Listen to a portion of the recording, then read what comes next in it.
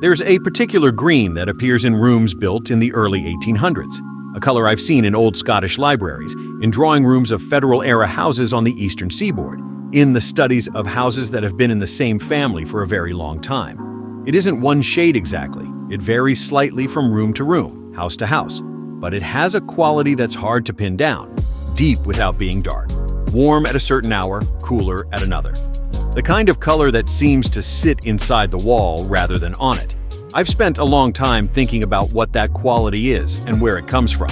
The answer isn't what most people would guess. The color wasn't chosen from a chip under fluorescent light. It wasn't selected from a website, adjusted on a screen. And rolled onto sealed drywall in 90 minutes.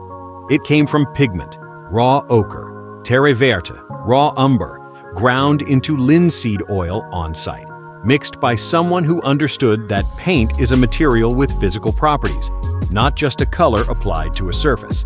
And those physical properties are what produce the quality I'm describing. They're also what most modern paint simply doesn't have. Natural earth pigments, the kind used in rooms before synthetic chemistry changed paint manufacturing, are mineral. They come from iron-bearing stone, from clay deposits, from soil with particular concentrations of manganese and iron oxide. When you crush that stone and look at the result under a microscope, the particles are irregular, angular, fragmented, varied in size. When mixed into oil and applied to plaster, those particles sit in the wall at different angles and depths, catching light from multiple directions. The color shifts as the light shifts. At 8 in the morning, with cool northern light coming through tall sash windows, it reads one way. At 4 in the afternoon, with warm light breaking low from the west, it reads another. The wall isn't doing anything different. The light is finding different particles. Synthetic pigments, which came to dominate paint manufacturing after the mid-19th century and now account for nearly all modern house paint, are produced to be consistent. Uniform particle size, uniform shape, uniform output. Batch after batch, the color is identical. This is presented as a virtue, and for many applications it is. But that consistency is exactly what removes the quality I'm describing. A uniform surface reflects light uniformly. It looks the same at 8 in the morning as it does at 4 in the afternoon. The color is static. It performs in photographs, where a single moment of lighting is captured rather than across a day, where light changes constantly, and a wall that doesn't respond to those changes starts to feel inert. Synthetic paint also dries to a slight sheen, even flat or matte formulations. That sheen reflects light back at you. Natural mineral paint dries to a true matte, absorbing and scattering light rather than bouncing it. The difference is something you feel before you identify it. A room with true matte walls reads as quieter. The surfaces absorb attention rather than demanding it. The substrate matters as much as the pigment. Old earth-toned colors on lime plaster don't behave the way those same colors behave on modern sealed drywall. Lime wash doesn't sit on top of the wall. It penetrates the surface. Lime putty thinned with water and mineral pigment, applied in thin coats with a long bristled brush. As it dries, the calcium hydroxide reacts with carbon dioxide in the air and converts back to calcium carbonate.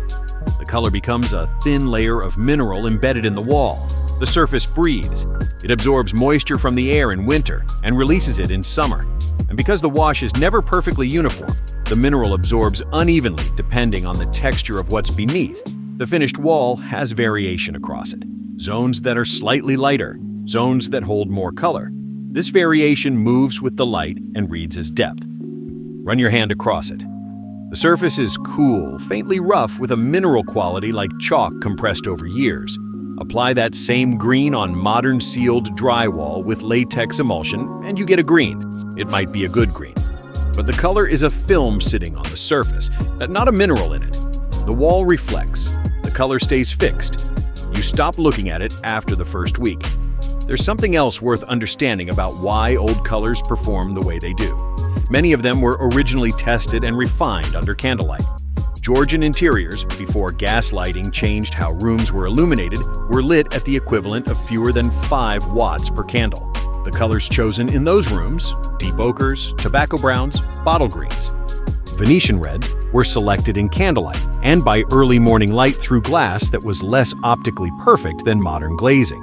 Colors that hold well under warm, low-level light are colors with warm mineral undertones. Earth pigments carry those undertones naturally because they come from iron oxide and manganese, which are themselves warm in tone. When you light a room with warm, incandescent lamps or firelight, and the walls are painted in a color derived from those minerals, the room does something a modern synthetic color under the same light almost never does.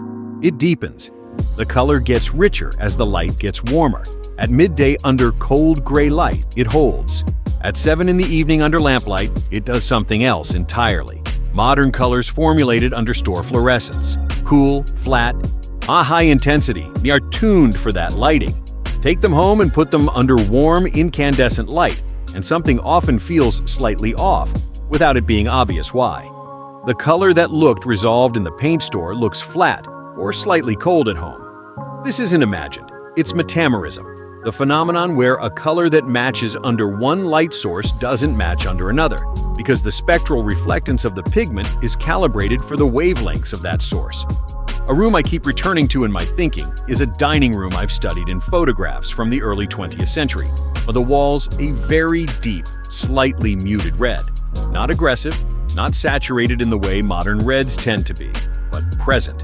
The color clearly reads differently in black and white photographs than it would have in the room itself. But even so, there's a quality to the surface, a texture in the color that suggests depth rather than uniformity. That dining room would have been photographed under daylight and looked one way, and then experienced at dinner under candlelight and looked completely different. Both versions of it were designed into the choice of pigment. The color had to perform across a range of light. Colors chosen today are rarely asked to do that. The other thing old pigments understood, or rather, the people who mixed them understood, is that color in a room isn't red in isolation. It's red against the plaster, against the timber, against the stone floor, against the leather of furniture that deepens over decades. Raw umber on lime plaster next to old oak doesn't look the same as raw umber on drywall next to stained pine. But the mineral undertones in the pigment speak to the mineral undertones in the stone and the organic warmth in the timber. They were made from the same earth. There's a coherence to that relationship that no designer achieved consciously. It happened because the palette of materials came from the same source. There are still colors made this way. There are still plasters applied with mineral pigments and lime putty, still pigments ground in oil rather than manufactured in a factory. They cost more. They take longer. The color isn't consistent batch to batch, and you have to test it in the actual room, in the actual light, before you commit. But the depth is there. The shifting quality is there. The sense that the wall is doing something, that the room has a surface worth looking at, is there. Testing is part of it. No, a 2-inch square chip held against a white wall under store lighting tells you almost nothing about how a color will perform across a full room at different hours. The only way to know is to paint a large section, 2 feet by 2 feet at minimum, and live with it for a week. Morning light, afternoon light, evening lamplight, overcast gray days. The color will look like 4 different things. An old earth pigment in a good mineral binder will look compelling across all 4. A synthetic color tuned for store fluorescence will perform well under cool light and lose something under warmth. That difference, which is nearly invisible on a chip, becomes the entire character of the room over time. What old paint colors knew was not a formula or a palette. It was that color is a property of light, and that surfaces which respond to changing light are alive in a way that uniform surfaces aren't. The rooms that stay with me longest almost always have walls that do this. You don't consciously notice the color changing. You notice that the room feels different at different hours, that the space at 7 in the evening under a single lamp is genuinely different from the same space at noon. Not just darker, but different in character. A room whose walls participate in that shift rather than simply absorbing. It is a room that works across the whole day. That's not atmosphere purchased from a chip. It accumulates from the material up.